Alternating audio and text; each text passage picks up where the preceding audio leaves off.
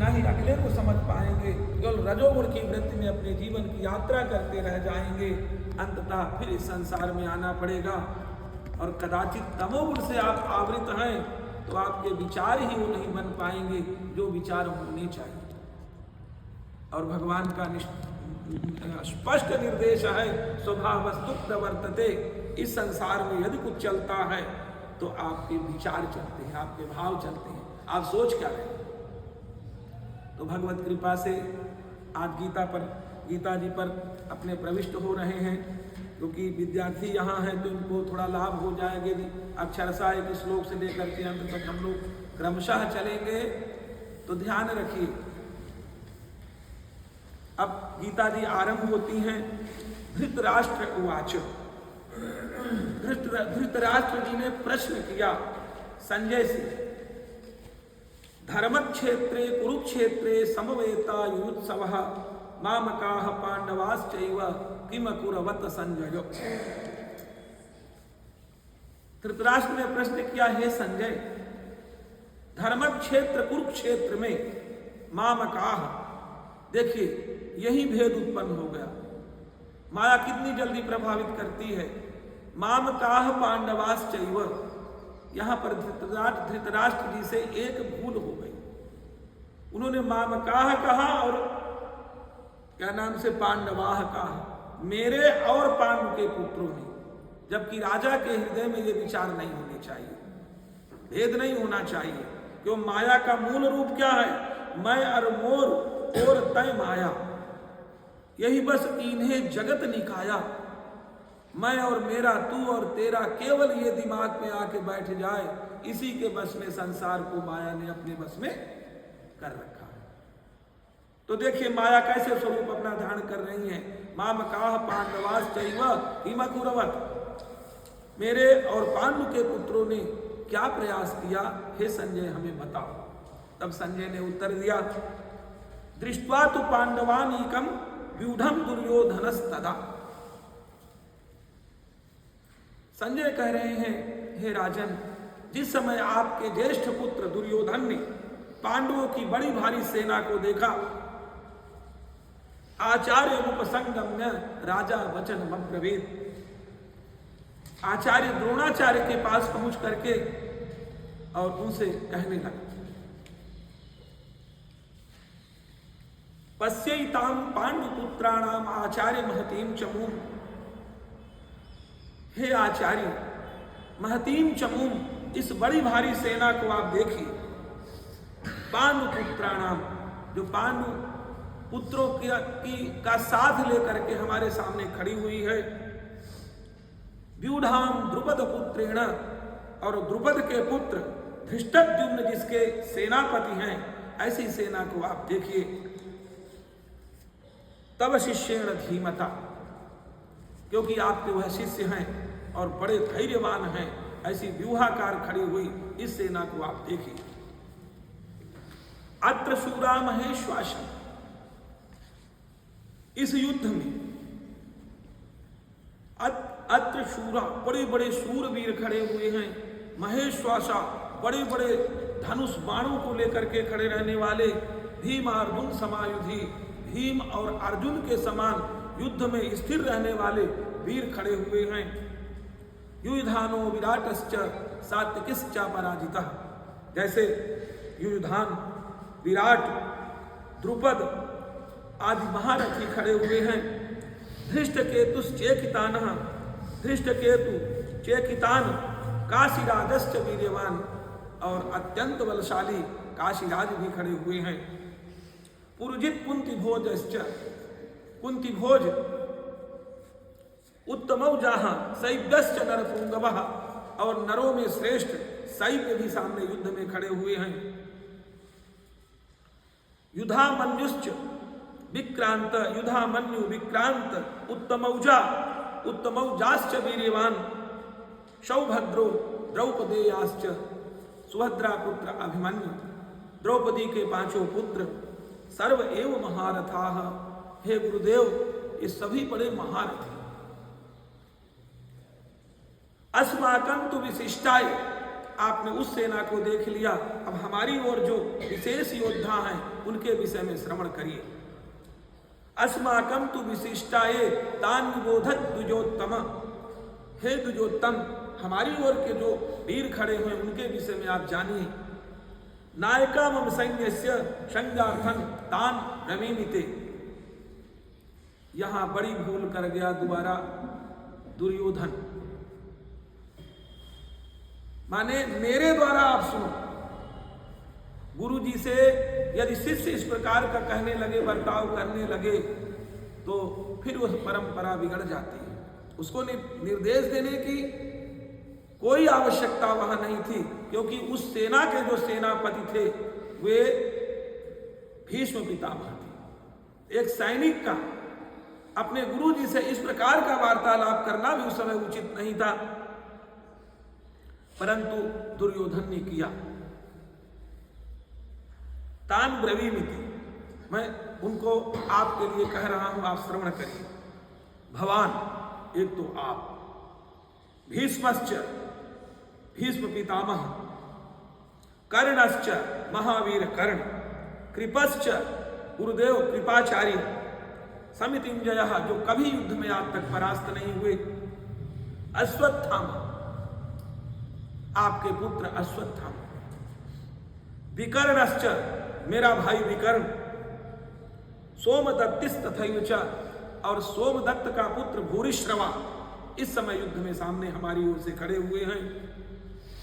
अन्य च बहवा सूरा, यही नहीं, अन्य भी बहुत बड़े बड़े सूरवीर। अन्य च बहवा सूरा मदर्थे त्यक्तजीविताः, मेरे लिए अपने जीवन की यात्रा को त्याग करके, छोड़ करके और युद्ध में आकर के खड़े हो गए हैं।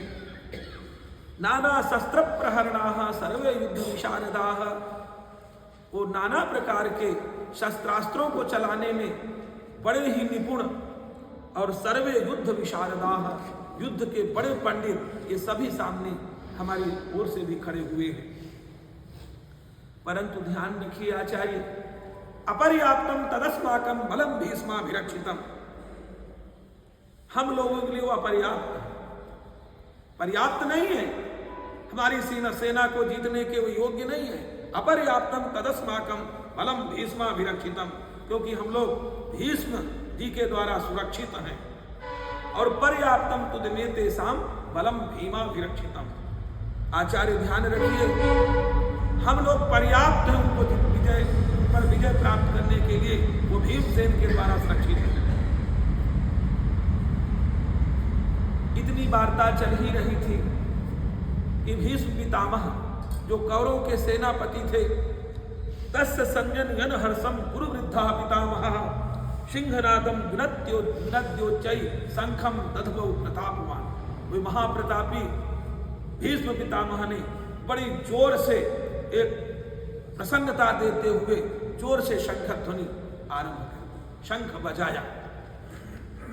ततः शंखाश्च भैर्यश्च पड़वानक गोमुखाः, उसके बाद बहुत सारे शंख बजने आरंभ हो गए, भेड़ियां बजनी आरंभ हो गई, पड़वानक गोमुखाः, ये सब बजने शुरू हो गए। सहसैवाभ्यहन्यन्त सशब्दस्तु मूलो भवत्। अब जब चारों ओर से कोई न कोई वाद्य बज रहा था, ऐसी स्थिति से तुमुलो व्यनुनादयन, इतना भयंकर शब्द वहां आरंभ हो गया, चारों तरफ से वही ध्वनियां सुनाने देने लगी। ततः श्वेतैर्हयैर्युक्ते, इसके बाद सफेद घोड़ों से जुते हुए, जिस रथ में सफेद घोड़े लगे जुते हुए थे, ऐसे रथ में भगवान श्री कृष्ण और अर्जुन दिखाई दिए। ततः श्वेतैर्हयैर्युक्ते महतिस्यन्दने स्थितौ, एक श्रेष्ठ चंदन माने रथ में बैठ करके वो आ गए। माधवः पांडवश्चैव दिव्यौ शंखौ प्रदत्तौ, भगवान श्री कृष्ण और अर्जुन ने भी दिव्य शंख बजाए। भगवान श्री कृष्ण के शंख का नाम था पांचजन्य। पांचजन्यम ऋषिकेशो देवदत्तम धनंजय, और धनंजय, अर्जुन के शंख का नाम था देवदत्त। पौंड्रम ददमव महाशंखम, भीम कर्माप्यकोदरा, भयानक कर्म करने वाले भीमसेन ने पौंड्रक नामक शंख बजाया। अनंत विजयम राजा कुंती पुत्रो युधिष्ठिर, कुंती के ज्येष्ठ पुत्र युधिष्ठिर जी ने अनंत विजयक नामक शंख बजाया। नकुल सहदेवश्च सुघोष मणि पुष्पकौ, नकुल और सहदेव ने भी क्रमशः सुघोष और मणि पुष्पक नामक शंख बजाया। काश्यश्च परमेश्वासाः, काश्यश्च परमेश्वासः शिखंडी च महारथः, काशीराज ने जो बहुत बड़े धनुष आदि को धारण करते थे, बाणों को धारण करते थे, उन्होंने शिखंडी च महारथः, और शिखंडी ने भी अपने शंख को बजाया। धृष्टद्युम्नो विराटश्च, धृष्टद्युम्न ने बजाया, विराट ने बजाया। सात्यकिश्च पराजितः, और कभी ना पराजित होने वाला सात्यकी ने भी अपने शंख को बजाया। द्रुपदो द्रौपदेयाश्च, द्रुपद ने शंख बजाया और द्रौपदेयाश्च, द्रौपदी के पुत्रों ने भी बजाया। सर्वशः पृथ्वीपते, हे राजन, सभी ने अपने अपने शंख ध्वनि की, अपने अपने शंखों की। सौभद्रश्च महाबाहु शंखान दधमः पृथक पृथक, और सुभद्रा पुत्र अभिमन्यु ने भी अपना शंख बजाया। इस प्रकार से सबने पृथक पृथक अपने शंखों की ध्वनि करी। सघोषो धार्त राष्ट्राण, परंतु देखिए शंख आदि ध्वनि का लाभ क्या होता है, ये भी हमको इसे सीखना है। शंख आदि ध्वनि इसलिए होती है, कोई पाप कर्म, कोई ऐसे अशुभ मार्ग को देने वाले यदि स्थितियां हैं तो शंख ध्वनि होते ही वहां से पलायन कर जाती हैं। इसलिए मंदिर आदि में शंख आदि बजाते हैं और इसे सुनना भी चाहिए। उससे अंतःकरण में पवित्रता होती है और हमारे भीतर बैठे हुए जो काम क्रोध आदि शत्रु हैं वो कब वहां से पलायन कर गए ये भी नहीं पता चलता है। इसलिए सघोषो धार्त राष्ट्राणाम हृदयानि व्यदारयत्, उन धृतराष्ट्र के पुत्रों के हृदय को विदीर्ण करना शुरू कर दिया उनकी सभी शंख ध्वनियों ने। नभश्च पृथ्वीं चैव तुमुलो विनुनादयन्, नभ से लेकर के पृथ्वी तक केवल वही ध्वनि समय प्रसारित हो रही थी। अथ व्यवस्थितान दृष्ट्वा धार्त राष्ट्रान कपिध्वज, अब इस स्थिति को जब उन दोनों सेनाओं के मध्य में यह स्थिति बनी हुई थी, ऐसी स्थितियों को देख करके अचानक क्या हुआ, अथ व्यवस्थितान दृष्ट्वा धार्त राष्ट्रान कपिध्वज, तो कपिध्वज अर्जुन ने भगवान श्री कृष्ण से प्रवृत्ति शस्त्र संपाते। ध्यान रखिए इस समय भगवान ने गीता सुनाई कब है, दोनों तरफ से भाइयों का युद्ध होने जा रहा है, बड़ा विप्लव सी स्थिति पर दिखाई दे रही है और उस समय ऐसा ज्ञान कर दे, इसीलिए विषम स्थिति में भगवान ने गीता सुनाई। सामान्य उसमें तो हर व्यक्ति सांसारिक अपनी जानकारी के अनुसार अपने आप को निकाल लेता है, परंतु जब कुछ भी नहीं दिखाई देता है, कुछ भी समझ में नहीं आता है, यदि उस समय हम गीता का आश्रय लें तो सुनिश्चित में हमारे मार्ग प्रशस्त हो जाते हैं। अब इस स्थिति में प्रवृत्ति शस्त्र संपाते धनुरुद्यम्य पांडव, अचानक अर्जुन ने धनु उद्यम्य धनुष को उठा करके और कुछ कहा। ऋषिकेशम तदा वाक्यम इदमाह महीपते, हे राजन, उस समय अर्जुन ने धनुष उठाते हुए भगवान श्री कृष्ण से कुछ कहा। अर्जुन ने कहा, अर्जुन उवाच सेनयोर उभयोर मध्ये रथम स्थापे मेच्युत, हे अच्युत एक काम करिए, मेरे इस रथ को दोनों सेनाओं के मध्य में जाकर के खड़ा करिए। यावदेतान निरीक्षे हम, क्योंकि मैं सर्वप्रथम देखना चाहता हूं कि हमारी और उनके जो भाई भाई हैं दोनों तरफ रिश्तेदार ही एक दूसरे के हैं, कौन उधर खड़ा हुआ है कौन हमारी ओर खड़ा हुआ है, मैं इस स्थिति को आकलन करना चाहता हूं। योद्धु कामान अवस्थितान कैर्मया सहयोद्धव्यम अस्मिन रण समुद्र में, किनके साथ मुझे युद्ध इस युद्धांगण में करना है उसको देखना चाहता हूं। योद्ध से माना निवेद चेहम या एतेत्र समागता। युद्ध की इच्छा से इस समय उपस्थित हुए इन राजाओं को मैं देखना चाहता हूँ। धार्तराष्ट्र से दुर्बुद्धेर युद्धे प्रिय चिकीर्षवा, और धृतराष्ट्र के पुत्रों को के प्रिय करने की इच्छा वाले लोगों को मैं देखना चाहता हूँ। और संजय उवाच, संजय जी धृतराष्ट्र जी को कथा सुनाते हुए कह रहे हैं, एवं मुक्तो ऋषिकेशो गुडाकेशेन भारत। इस प्रकार से भगवान श्री कृष्ण गुडाकेश अर्जुन के द्वारा जब प्रश्न किया गया, सेनयोर उभयोर मध्य स्थापयुक्त्वा रथोत्तम, उस उत्तम रथ को भगवान श्री कृष्ण ने उन दोनों सेनाओं के मध्य में जाकर के खड़ा। भीष्म द्रोण प्रमुखतः, अब तो सामने सीधे भीष्म पितामह दिखाई दिए, गुरुदेव द्रोणाचार्य दिखाई दिए। सर्वेषां च महीक्षिताम उवाच पार्थ पश्येतान समवेतान कुरून् इति। उन सभी युद्ध के लिए आए हुए कौरवों के पक्ष से, अपने पक्ष से लोगों को, भीष्म पितामह जी को, गुरुदेव को जब देखा अर्जुन ने, तत्रा पश्यस्तान पार्था पितृनथ पितामहान, क्या देख रहे हैं? अरे पितृन, ये तो हमारे कुल के श्रेष्ठ श्रेष्ठ लोग खड़े हुए हैं। पितामहान, हमारे दादा लोग खड़े हैं, परदादा लोग खड़े हैं। आचार्यान, हमारे आचार्य खड़े हुए हैं, जिनके चरणों में हम प्रणाम करके अपने दिन की शुभता चाहते हैं। भ्रातृन पुत्रान पौत्रान सखी तथा, सभी भाइयों को देखा, पुत्रों को देखा और अपने मित्रगणों को देखा। स्वसुरान सुहृदश्चैव, अपने ससुर जनों को देखा। सुहृद, जो हमारा भला सदैव चाहते हैं, ऐसे लोगों को उस युद्ध में देखा। सेनयोर उभयोरपि, उन दोनों सेनाओं के बीच में देखकर अर्जुन बैठ करके अर्जुन ने दोनों सेनाओं के बड़े बड़े वीरों का निरीक्षण किया।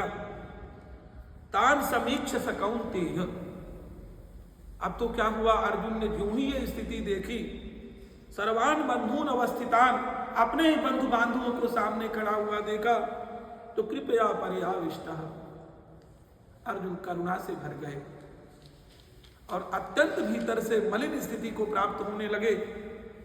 विसीदंतम अब्रवीत, विसीदन्निदम अब्रवीत, अब इतने दुखित हो गए और भगवान श्री कृष्ण से कहने लगे। अर्जुन उवाच, दृष्ट्वेवं स्वजनम कृष्ण ययुत्सुम समुपस्थितम। हे कृष्ण, ये हमारे स्वजन हैं और युद्ध के लिए हमारे समक्ष खड़े हुए हैं। सीदंति मम गात्राणि, इस स्थिति को देख करके मेरी बड़ी समस्या हो गई है।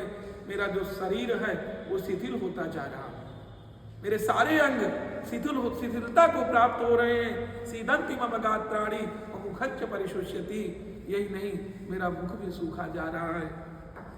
देवधुष्य शरीरे में, मेरा शरीर कांपने लगा। टुपेत्री कंपनी, धातु चलती है, मेरा शरीर कंपन करने लगा है। रोम हर्षश्च जायते, और मेरी रोमा वही विकसित हो रही है, मेरे रोए सारे खड़े हो गए हैं। गांडीवम स्रंसते हस्तात्, हे भगवान, ये जो गांडीव धनुष है मेरे हाथ से खिसका जा रहा, छूटा जा रहा है। त्वचैव परिदह्यते, और इसकी जो त्वचा है वह तो और अग्नि से प्रदीप्त कर रही है, मेरे हाथों को जला रही है।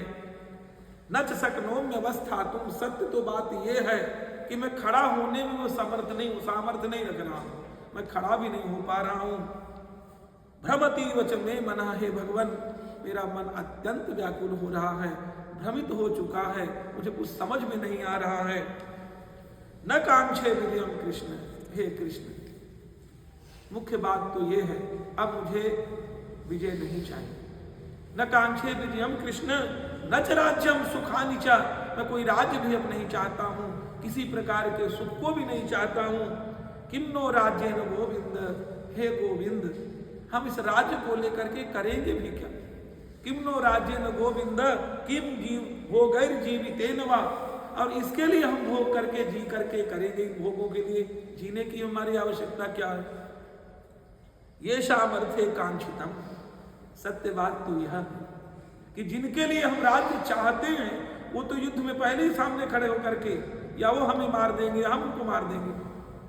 तो न येषाम अर्थे कांक्षितम नो राज्यम भोगा सुखानि च, राज्य भोग सुख जिनके लिए हम चाहते हैं ता इमे अवस्थिता युद्धे।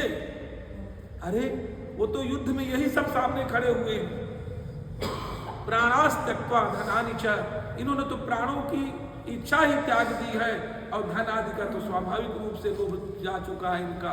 तो हमें क्या करना इस युद्ध को करके, जिनके लिए हम कुछ पाना चाहते हैं वो पहले ही चले जाएंगे। आचार्याः, देखो कृष्ण हमारे आचार्य खड़े हुए हैं, पितरः हमारे पारिवारिक जन लोग खड़े हैं, हमारे पितर खड़े हुए हैं, पुत्रास तथैव च पितामहाः, हमारे पुत्र इसी प्रकार से पितामहादि खड़े हुए हैं, मातुलाः हमारे मामा लोग खड़े हुए हैं, श्वशुराः श्वशुर लोग खड़े हैं, पौत्राः पुत्र लोग खड़े हैं, श्यालाः साले लोग खड़े हैं, संबंधिनस्तथा, यही नहीं हमारे अन्यान्य प्रकार के जो संबंधी हैं वो सभी के सब इस समय सामने ही खड़े हुए हैं, इसलिए हमें युद्ध नहीं करना चाहिए। एतान न हन्तुम इच्छामि घ्नतोपि मधुसूदन, हे मधुसूदन हे कृष्ण, एतान न हन्तुम इच्छामि, मैं इनको नहीं मारना चाहता। घ्नतोपि मधुसूदन, भले वो हमें मार डाले फिर भी हम इनको नहीं मारना चाहते।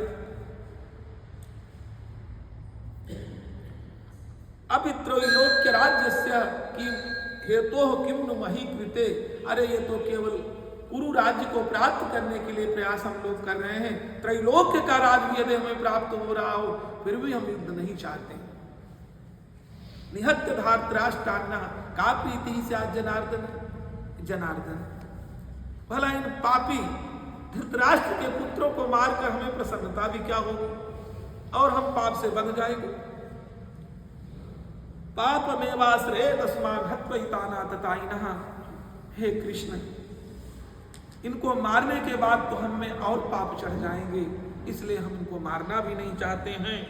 ये आतताई हैं, आतताइयों को मारकर क्या हमें पुण्य मिलेगा, इसलिए हम इनसे युद्ध भी नहीं करना चाहते। तस्मान् नार्हा वयम हन्तुम, इसलिए हम लोग योग्य नहीं इनको मारने के लिए। तस्मान् नार्हा वयम हन्तुम धार्तराष्ट्रान् स्वबान्धवान्, आखिर है तो हमारे बंधु बांधव ये, इनको मारकर हम करेंगे भी क्या। स्वजनम ही कथम हत्वा सुखिनः स्याम माधव, अरे माधव क्या अपने बंधु बांधवों को मार करके हम कभी सुख प्राप्त कर सकते हैं, इसलिए हम युद्ध नहीं करेंगे। यद्यपि न पश्यन्ति, यद्यपि एते न पश्यन्ति, यद्यपि इन लोगों को नहीं पता कि इस युद्ध के बाद क्या हमारी सबकी स्थिति हो जाएगी, पर हम तो समझदार हैं ना। यद्यपि एते न पश्यन्ति लोभोपहत चेतसः, क्योंकि न केवल लोभ बढ़ा हुआ है इस समय, इसलिए इनको कुछ नहीं समझ में आ रहा है। कुलक्षय कृतम दोषम मित्रद्रोहे च पातकम, क्योंकि कुल का क्षय होने का जो दोष है और मित्रों के मारने का जो दोष है इन्हें नहीं पता, पर हमें तो पता है ना। कथम न गेयमश्माभिः, हम लोगों के सामने ये विषय तो आना ही चाहिए, हमें तो पता है ना क्या उचित है क्या अनुचित है। इनको नहीं लोभ के कारण से पता चल रहा है, पर हमें कृष्ण पता है। कथम न गेयमस्माभिः पापादस्मान् निवर्तितुम्, इस पाप से हम क्यों नहीं बचना चाहते हैं। कुलक्षय कृतं दोषम प्रपश्यद्भिर जनार्दन, क्योंकि हे जनार्दन ध्यान रखिए कुल के नष्ट होने का जो दोष है वो अत्यंत भयंकरतम है। देखिए ये विषय बहुत ही बड़ा है। प्रथम अध्याय का जो वास्तविक आशय है वो यही है, वर्णाश्रमीय व्यवस्था। जो सनातन धर्म की सर्वोत्तमा व्यवस्था है वो वर्णाश्रमीय व्यवस्था है। बाद की बातें हैं ब्राह्मण क्षत्रिय वैश्य शूद्र, बाद की बातें हैं पिता पितामह प्रपितामह, वो सब बाद की बात है। सबसे पहले क्या है, वर्णाश्रम। वर्णाश्रम व्यवस्था यदि नष्ट होगी तो निश्चित में वर्णाश्रम व्यवस्था से क्या होता है कि कुलघ्ना नाम कुलस्य च, जिन्होंने वर्णाश्रम नष्ट किया है और जो वर्णाश्रम के कारण से उत्पन्न हुए हैं वो दोनों कुलों को नाश करते हैं। जिस वर्ण से उस वर्ण को भी नष्ट करते हैं और जिस वर्ण में गए हैं उसको भी नष्ट करते हैं। इतना जानने की बात देखिए, कलयुग में कोई ध्यान ही नहीं, कोई चिंतन ही नहीं, स्थितियां भी ऐसी बनी हुई हैं, कुछ कोई कह भी नहीं सकता। परंतु ये कलयुग की विशेषता है। यहाँ तो भगवान का आश्रय लेकर के, भगवान पर बहुत विषय छोड़ करके, कम से कम हम दूसरे को नहीं सुधार सकते तो स्वयं तो बचने का प्रयास कर सकते हैं। अब आप सबको नहीं सुधार सकते, ऐसी स्थितियां उपस्थित हो रही धीरे धीरे, पर आपसे एक ही निवेदन है, आप कम से कम अपने आप की तो सुरक्षा कर सकते हैं। नहीं तो सनातन धर्म में कुछ नहीं होगा, थोड़ा मलिनता आ जाएगी, पुनः स्थितियां तो होंगी, पर अपने द्वारा अपने को बचने का प्रयत्न करना है। यही बहुत बड़ा कार्य आज के समय में हो जाएगा। उन्हें कुलक्षय प्रणश्यंती, अर्जुन ने अब कहना शुरू किया भगवान से विशेष बात। बोले जानते हो जब कुल नष्ट हो जाएगा, कुलक्षय प्रणश्यंती कुल धर्माः सनातनाः, सनातन धर्म की व्यवस्था समाप्त हो जाएगी। धर्मे नष्टे कुलम कृत्स्नम, और हे कृष्ण यदि धर्म नष्ट हो गया तो कुलम कृत्स्नम, कृत्स्नम माने संपूर्णम, हमारे संपूर्ण कुल का विनाश हो जाएगा।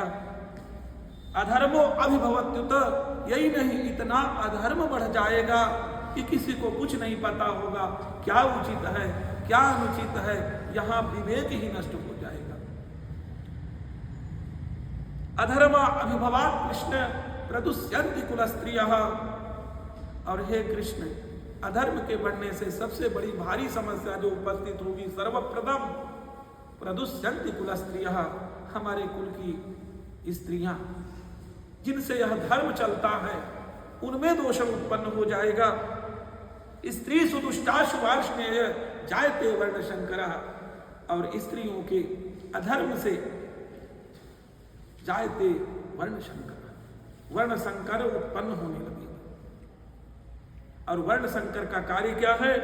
शंकरो नरकाय एव, जो शंकर है वो नरकाय एव, वो वास्तव में अधोगति प्राप्त करने के लिए ही है, वो कभी उत्थान नहीं कर सकता।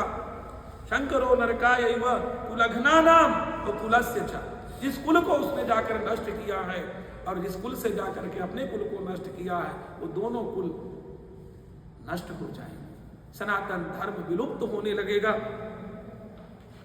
पतंति पितरो हेषाम, और इसका परिणाम क्या होगा?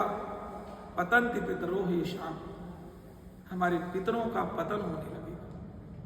वो अपने स्थान से निश्चित में भ्रष्ट होकर के और हमारे लिए ऐसी स्थितियां पैदा करेंगे कि हम दाने दाने के लिए तरस जाएंगे, हम थोड़ी भी संतुष्टि के लिए अशांत हो जाएंगे, हमारी संतुष्टि तो उसी समय समाप्त हो जाएगी।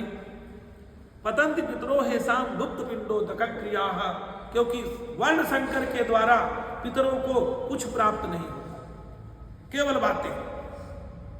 यदि वर्ण शंकर पितरों को कोई पिंड दान करता है, तर्पण करता, तो कुछ उन्हें नहीं प्राप्त होता, ये केवल बातें। सबसे बड़ी समस्या, जब वह अतृप्त रहेंगे तो हमारे लिए निश्चित में ऐसी दुर्व्यवस्था हो जाएगी जिससे हमारा जीवन जीना भी बड़ा मुश्किल हो जाएगा। अर्जुन कह रहे हैं दोषई रेत ही कुलघ्ना नाम वर्ण शंकर कारक ही, वर्ण शंकरों के द्वारा जो कृत्य किए जाएंगे, जानते हैं भगवान, दोषई एतई, ये जो दोष उत्पन्न होंगे ना, उत्साद्यन्ते जाति धर्माः, उसके बाद जाति धर्म विलुप्त हो जाएगा। कुल धर्माश्च शाश्वताः, जो शाश्वत हमारा कुल धर्म है, हम किसकी संतान हैं, हमें क्या हमारे कर्तव्य कर्म है, हमें किस मार्ग का अनुसरण करके किन स्थितियों में उस भगवत प्राप्ति के लिए प्रयत्न करना है, वो मस्तिष्क में ही नहीं प्रविष्ट होगा। वहाँ केवल उद्दंडता होगी, केवल पशुवत जीवन होगा, न कोई बहन होगी, न कोई भाई होगा, न कोई कुछ होगा, बस कुछ होंगे और कुछ होंगे।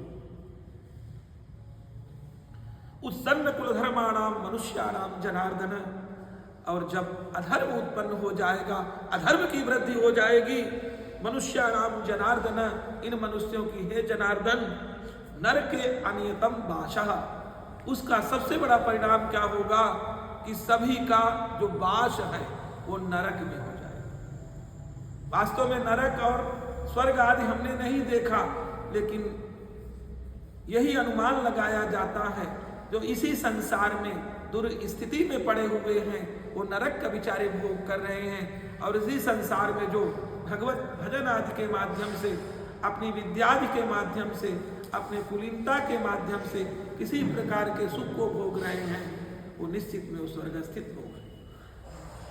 तो उत्सन्न कुलधर्माणाम मनुष्याणाम जनार्दन नरके अनियतम वासः, उसका जो परिणाम क्या होगा, हमारा जो वास है, निवास है, वह नरके अनियतम, उसकी कोई नियत तिथि नहीं होगी। हम कब तक वहां पड़े रहेंगे यह हमें नहीं पता।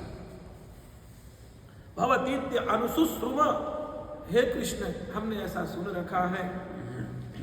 अहो पथ महत पापम, अर्जुन ने कहा हो इतना भयंकर पाप में हम उद्यत हो रहे हैं।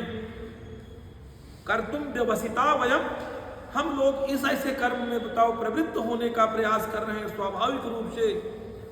यद राज्य सुख लोभेन हंतुम स्वजनम उद्यताः, राज्य आदि के सुख के लोभ के लिए हम अपने भाई बंधु बांधवों को ही मारने के लिए उद्यत हो रहे हैं। हे कृष्ण ये उचित नहीं है। यदि माम प्रतीकारम अशस्त्रम शस्त्र पाणयः, हे कृष्ण मैं कुछ हाथ में आयुध नहीं लूं, इस अवस्था में यदि मुझे मार डालते हैं तो ये बहुत छोटा सा काम मेरे लिए होगा, बहुत बड़ी समस्या मेरे लिए नहीं है। यदि माम प्रतीकारम अशस्त्रम शस्त्र पाणयः, हम अशस्त्र धारियों के लिए शस्त्र पाणी जिन्होंने धारण कर रखा है शस्त्र, उनके द्वारा यदि हमें मार भेज दिया जाएगा तो कृष्ण ज्यादा नुकसान नहीं होगा। उस कुल को तो हम बचा ले जाएंगे, हम ही तो 2 4 5 मर जाएंगे, पर पूरी शक्ति बच जाएगी। धार्तराष्ट्रणे हन्युस्तन में क्षेमतरम भवे, ये धृतराष्ट्र के पुत्र यदि हमारा वध भी कर देते हैं वह भी हमारे लिए क्षेमतरम, श्रेष्ठ माने अच्छा करने वाला, कल्याणकारक होगा, परंतु हम युद्ध नहीं करेंगे। संजय उवाच, संजय जी कहते हैं धृतराष्ट्र जी से, एव उक्त्वार्जुनः संख्ये रथोपस्थ उपाविशत्, ऐसा कहता हुआ अर्जुन रथोपस्थ, रथ के पिछले भाग में जाकर के बैठ गया। रथोपस्थ उपाविशत् विसृज्य सशरम चापम, धनुष सहित बाण को रख करके शोक संविघ्न मानसः, अत्यंत शोक में विह्वल होकर के और वहां बैठ गया। अब प्रथम अध्याय यहां संपन्न होकर दूसरे अध्याय में अर्जुन की करुणा पूरी तरह से भगवान किस प्रकार नष्ट करते हैं उस मार्ग को लेते हैं। क्यों नित्य प्रति यदि 100 श्लोक चलेंगे तभी होगा, नहीं तो 21 श्लोक में बहुत समय लग जाता। पर क्योंकि जो सब समझते हैं वो इशारा में इस बात समझ जाएंगे, कभी विशद समय मिला तो एक एक श्लोक पर बहुत अच्छा चिंतन करके आगे चलेंगे। अभी तो एक बार चलना है पूरी किताब की तरफ। संजय उवाच, संजय कह रहे हैं तम तथा कृपया विष्टम अश्रुपूर्णा कुलेक्षणम, इस प्रकार से दुखित अर्जुन की स्थिति को देख करके अश्रुपूर्णा कुलेक्षणम, जिसकी आंखों में